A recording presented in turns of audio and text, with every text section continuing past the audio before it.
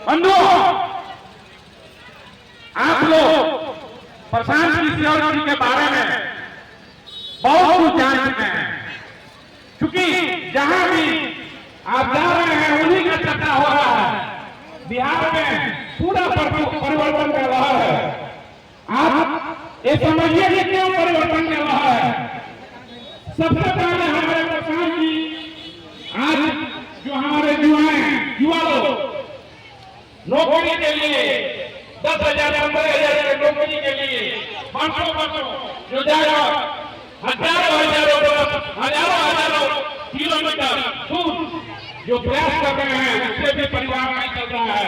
सबसे पहले उनका सोच है, ऐसा प्लान है कि उसको रोका जाए।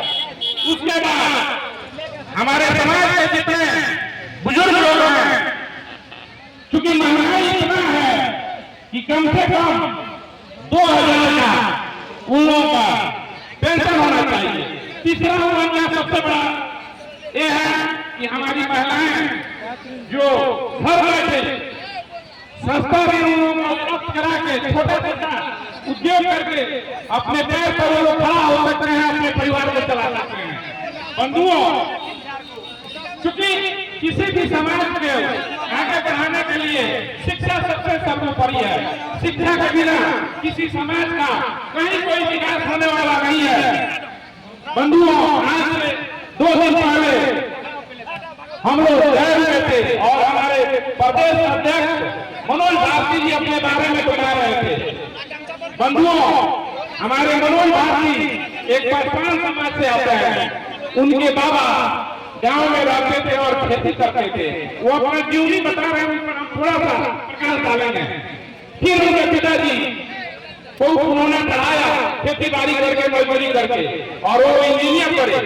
और फिर उनके पिताजी मनोज भारती साहब को पढ़ाया और वो इंजीनियर बने, IAS बने, अपने देश का 4 देश में जाकर प्रतिनिधित्व किए। तो बंधुओं, अगर सही मायने में किसी समाज का आपको विकास करना चाहते हैं तो उसका एकमात्र साधन, उसका एकमात्र सीढ़ी शिक्षा है। एक नहीं, बिना खाए हुए आदमी को सो जाना पड़े वो करने की जरूरत है, लेकिन अपने बच्चों को पढ़ाने की जरूरत है।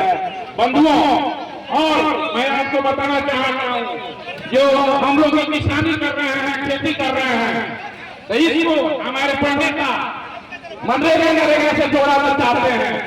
उसका पेमेंट सरकार करेगा, लेकिन उससे जो मुनाफा आएगा वो किसानों के पॉकेट में जाएगा, जिससे किसानों का बदहाली दूर होगा।